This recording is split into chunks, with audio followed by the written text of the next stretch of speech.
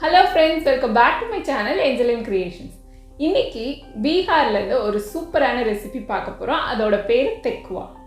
இது அந்த ஊர்ல செய்யக்கூடிய ஒரு ட்ரெடிஷனல் ஸ்வீட். இது பாத்தீங்கன்னா அந்த ஊர்ல சாத் பூஜா அப்படின்னு சொல்லிட்டு ஒரு ஃபெஸ்டிவல் செலிப்ரேட் பண்ணுவாங்க. சூரிய கடவுளை வழிபடுற ஃபெஸ்டிவல். அந்த டைம்ல இந்த தெக்வா செய்வாங்க. அந்த ஊர்ல இது ரொம்பவே பாப்புலரான ஒரு ஸ்வீட் ரெசிபி. ஸோ இதை எப்படி செய்கிறதுங்கிறத நம்ம வீடியோவில் பார்க்கலாம். பீகார் ரெசிபினோட இன்க்ரீடியன்ட்ஸ்லாம் ரொம்ப கஷ்டமாக இருக்கும், நம்ம தமிழ் மக்களால் செய்ய முடியாது அப்படின்லாம் நினைக்காதீங்க. நம்ம வீட்டில் இருக்கிற இன்க்ரீடியன்ட்ஸ் வச்சு ஈஸியாக இந்த ரெசிபியை செஞ்சிடலாம். வீடியோவை பார்க்கறதுக்கு முன்னாடி என்னோடய சேனலில் இப்போ தான் நீங்கள் ஃபஸ்ட் டைமாக பார்க்குறதா இருந்தால் இந்த வீடியோக்கு கீழே இருக்க ரெட் கலர் சப்ஸ்கிரைப் பட்டனை ப்ரெஸ் பண்ணிக்கோங்க. பக்கத்துலேயே இருக்க அந்த பெல் ஐக்கானையும் கிளிக் பண்ணிக்கோங்க. அப்போ தான் என்னோடய வீடியோஸோட நோட்டிஃபிகேஷன் எல்லாமே உங்களுக்கு வரும். இப்போ வாங்க தெக்வா எப்படி செய்கிறதுன்னு பார்க்கலாம். ஸோ இதுதான் தெக்வா. இது எப்படி செய்கிறதுங்கிறத பார்த்துடலாம். ஒரு சாஸ்பேனில் 1 கப் அளவுக்கு வெல்லம் எடுத்துக்கோங்க. அதில் 1/2 கப் அளவுக்கு தண்ணி சேர்த்துட்டு இதை நல்லா கரைச்சிக்கோங்க.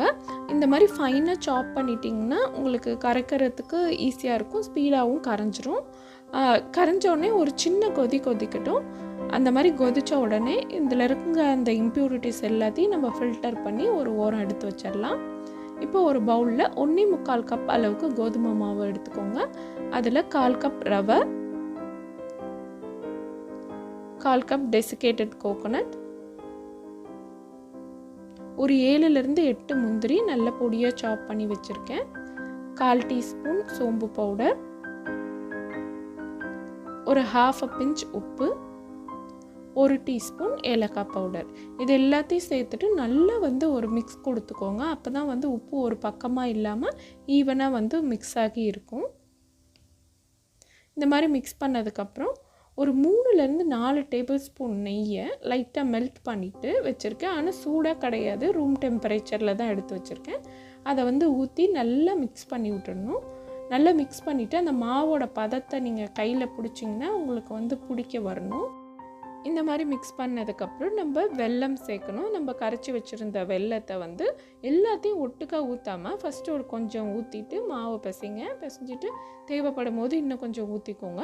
இதுக்கு எக்ஸ்ட்ராவாக தண்ணி எதுவும் தேவைப்படாது. நம்ம கரைச்சி வச்சுருந்த அந்த வெல்லம் தண்ணியே போதுமான அளவாக இருக்கும். மாவு பார்த்திங்கன்னா ரொம்ப லூஸாகவும் பிசையாமல் ரொம்ப டைட்டாகவும் பிசையாமல் மீடியமான பதத்தில் பிசைஞ்சிக்கோங்க. ரொம்ப ட்ரையாக மாவு இருந்ததுன்னா உங்கள் தெக்வாவில் கிராக்ஸ் வரும். இந்த மாவு இப்போ ஒரு 1/2 அன் ஹவர் ஊறணும். அதுக்குள்ளே எங்கள் வீட்டு கிளியோட கொஞ்சம் நேரம் விளையாண்டுட்ருக்கோம். இந்த கிளி எங்கள் வீட்டுக்கு புதுசாக வந்திருக்குது. இது பார்த்திங்கன்னா எப்போவுமே கூண்டில் இருக்கிறது இல்லை, என்னோடய குழந்தைங்களோட தான் விளையாண்டுட்ருக்கு. எங்கள் வீட்டில் இருக்கிற அந்த மருதாணி செடியில் நிறைய மருதாணி இலைங்க இருந்துச்சு. அதை தான் அரைச்சி குழந்தைங்களுக்கு போட்டு விட்டேன். அதனால தான் என் வீடியோவில் என்னோடய கை பார்த்திங்கன்னா ஒரு ஆரஞ்சு கலரில் இருந்திருக்கும்.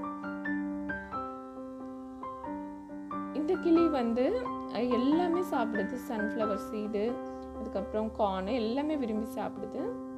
இப்போ மாவு நல்லா ஊறிடுச்சு. இதில் ஒரு சின்ன பால் உருட்டி எடுத்துக்கிறேன்.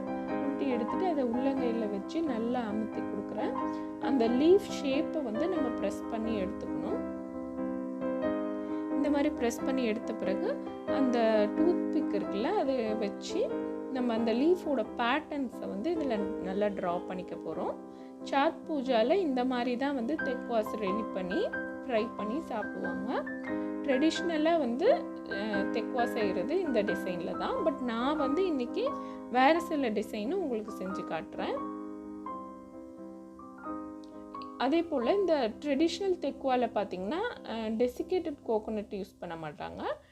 ட்ரை கோகோனட், அதாவது கொப்பரை தேங்காவை பொடியாக சாப் பண்ணிப்பாங்க. அதே போல் சோம்பு தூளுக்கு பதில் முழு சோம்பு யூஸ் பண்ணுவாங்க.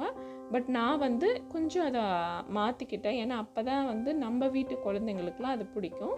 உங்களுக்கு முழு சோம்பு அல்லது அந்த கொப்பரை தேங்காய் பிடிக்கும்னா தாராளமாக நீங்கள் அதை சேர்த்தும் இந்த மாவை நீங்கள் ரெடி பண்ணலாம்.